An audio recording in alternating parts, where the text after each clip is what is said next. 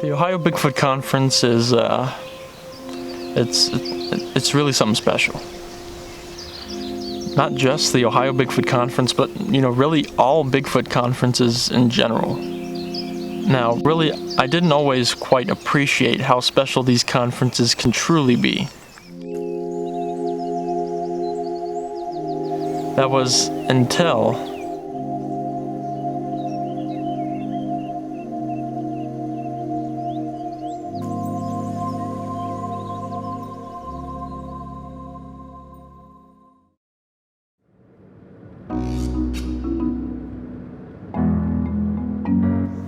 on the evening of May 3rd, my dad, my brother, and I arrived at the Salt Fork State Park Lodge in Ohio for the 2019 Ohio Bigfoot Conference. Now, the official conference didn't begin until May 4th, but on the evening of May 3rd, the Ohio Bigfoot Conference was hosting a special dinner for people that had rooms at the lodge. So upon arriving at the Salt Fork State Park Lodge, we unloaded our gear, got our room, and headed down to the special Ohio Bigfoot Conference dinner.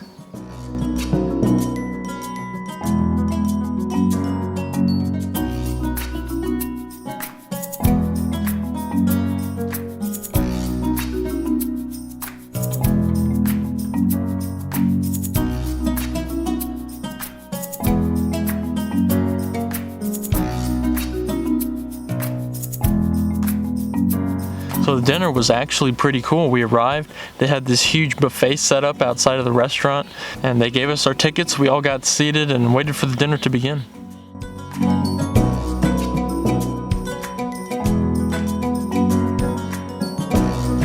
The dinner was also pretty great. They had lots of food, a salad bar, they had chicken, they had beef, and it was really just an all-around fun, more relaxed pre-Bigfoot conference event. During the dinner, the conference MC B. Mills came up and talked about the Hocking Hills Bigfoot Conference a little bit, and Mark DeWorth, the runner of the Bigfoot Conference, prepped us on what we can expect for the conference weekend. I just want to welcome you guys to the Ohio Bigfoot Conference 2019 VIP dinner.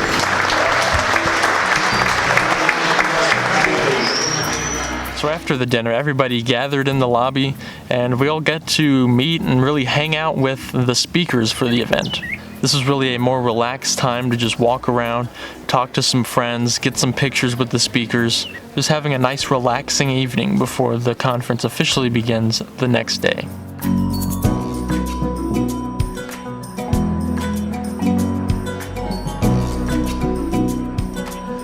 So after meeting some of the speakers and some friends that I know online, I decided to call it a night, and we headed back upstairs to our lodge room and we went to bed.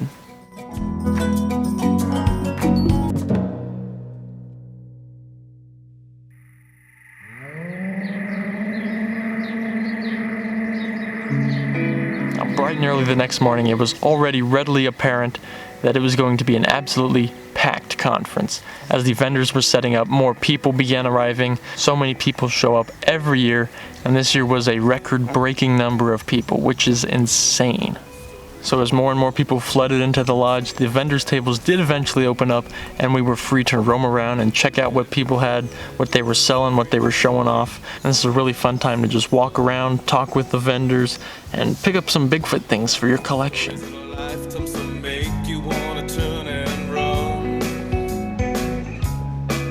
Another member of a family hidden from everyone. I usually go pretty crazy for the vendors. I used up almost my entire budget on the vendors' tables this year.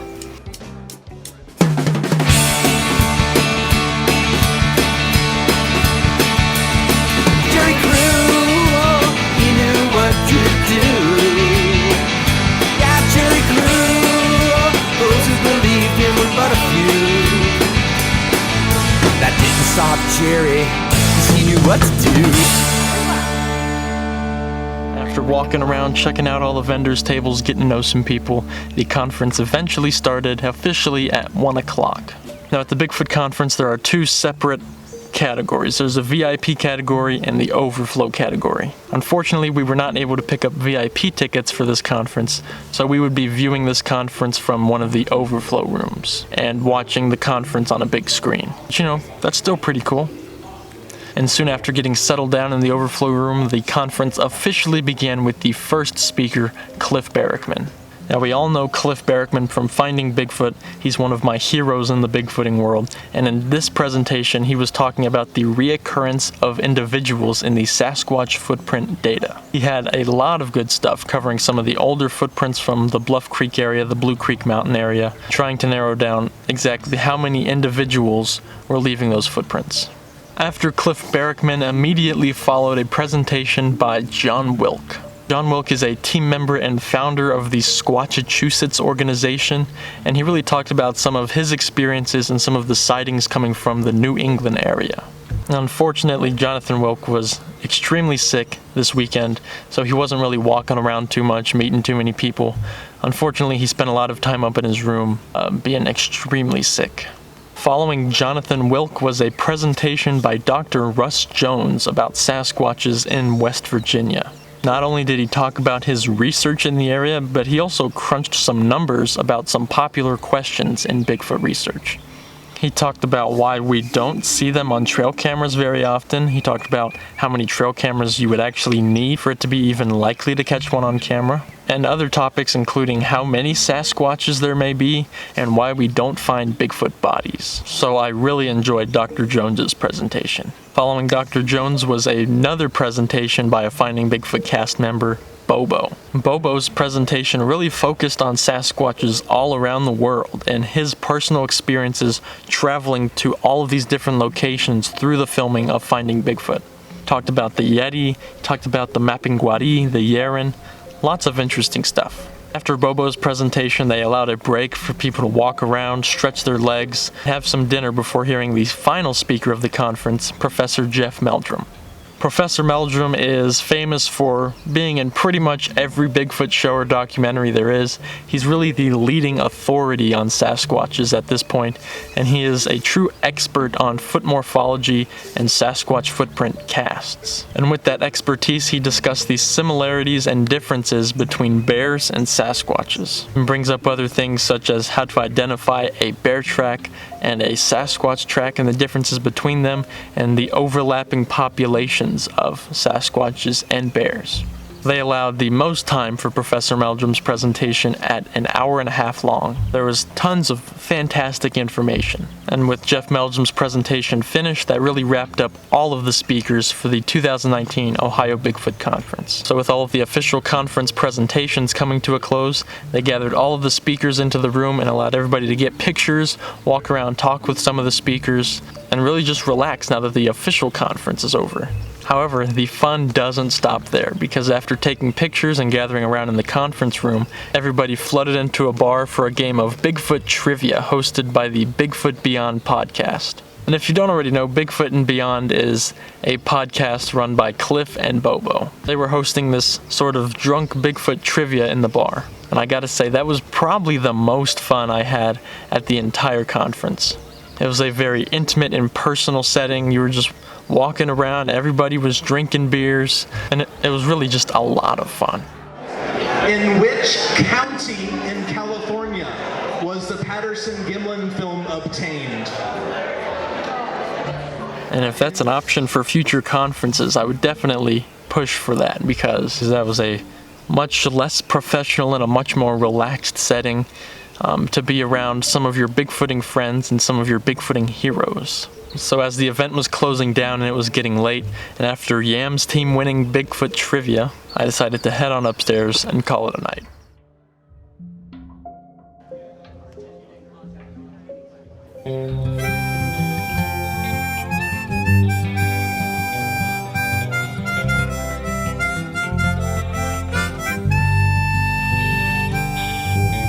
Roger and Bob rode out that day. Now, early Sunday morning, we packed up all of our gear back into the truck, checked out of our lodge room, and headed to the handicap picnic area for the big Ohio Bigfoot Conference cookout and picnic. This was another one of the more quiet and relaxed moments of the Bigfoot conference. You can go walk off into the forest and explore a little bit. You can just relax in the picnic area and talk with some friends. There was nothing that you really had to do or that was scheduled for you to do. You could really just walk around or just relax. Have a good time. Snuffy was out there doing some chainsaw carving demonstrations. It's nice to have that relaxing moment after the hecticness of the overall Bigfoot conference weekend. She walked on two legs, was covered in hair. Oh, Roger and Bob had quite a week.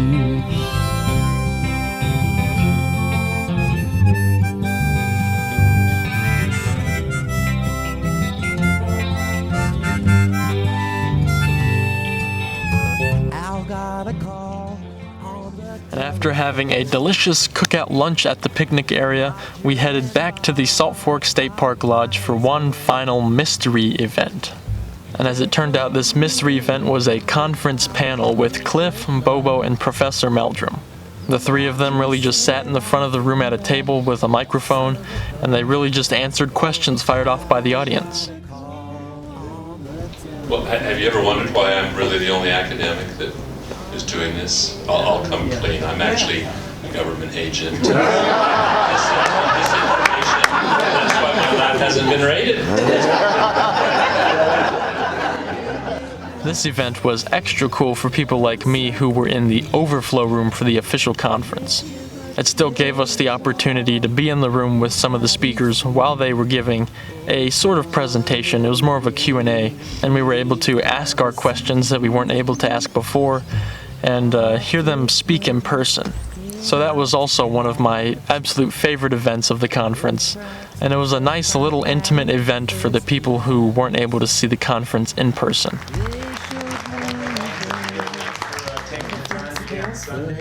And after the end of the post-conference conference, I met back up with Dad and Jackson, and we began our drive back down to Oklahoma, bringing our Ohio Bigfoot Conference weekend to a close.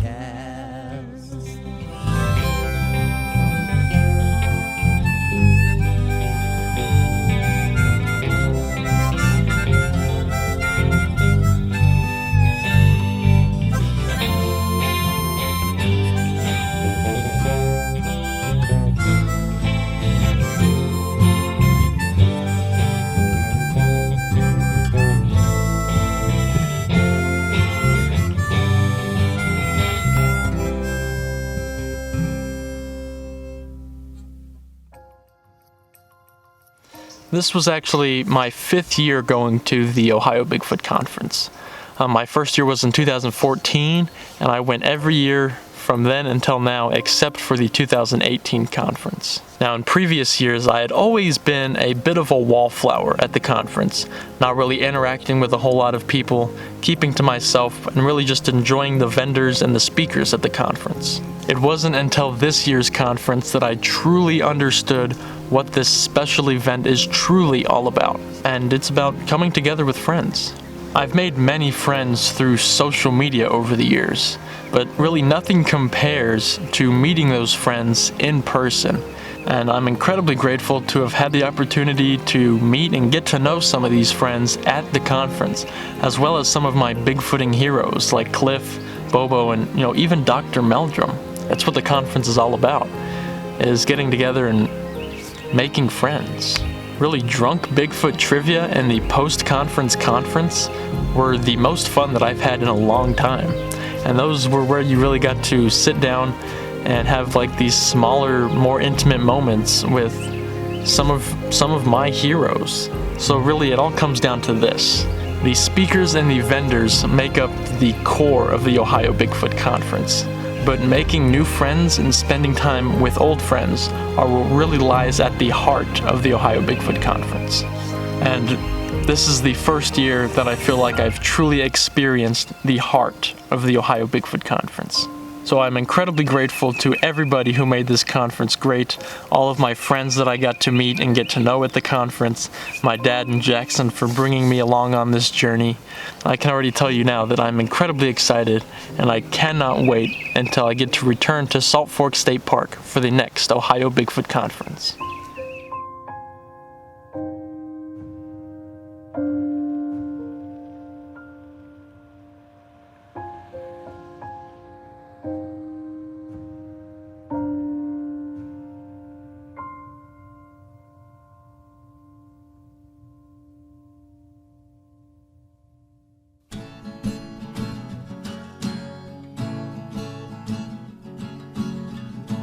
They're in the heartland, between the rivers and the streams. The forest spread around, the farmland seems. Ohio River flowing, Appalachians to the sea.